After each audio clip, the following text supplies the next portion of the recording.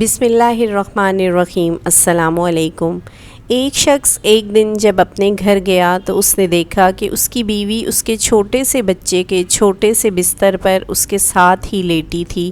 وہ شخص حیران ہوا اور بولا کہ اگر آرام کرنا ہے تو اپنے بستر پر لیٹ جاتی، یہاں تو اور ہی تھک گئی ہوگی۔ اس کی بیوی اٹھ بیٹھی اور اس کی آنکھوں سے آنسو جاری ہو گئے۔ شوہر پریشان ہو گیا۔ بیوی نے پوچھنے پر بتایا کہ صبح وہ کچھ امداد دینے کسی یتیم خانے گئی تھی۔ وہاں اس نے دیکھا کہ چھوٹے چھوٹے سے بچے جو ابھی کچھ مہینوں کے ہی تھے اپنے پنگھوڑوں میں چپ چاپ تمیز سے لیٹے ہوئے تھے۔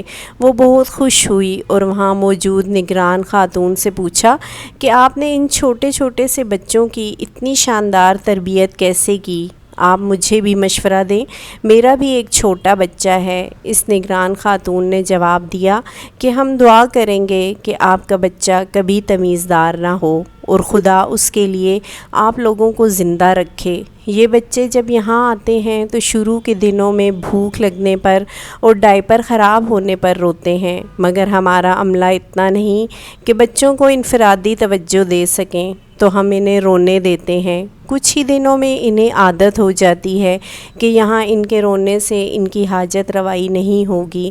کھانا ہو یا ڈائپر تبدیل کرنا، ہنگامی صورتحال کے علاوہ ہر چیز مقررہ وقت پر ہی انجام پاتی ہے۔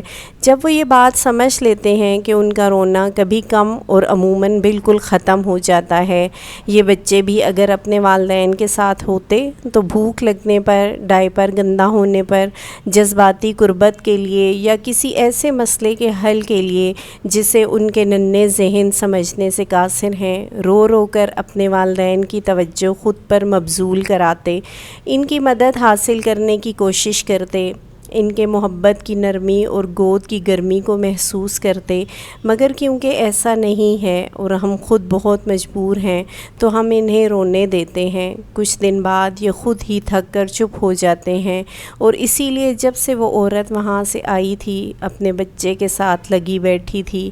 اللہ ہر اولاد پر اس کے والدین کا سایہ سلامت رکھے، آمین۔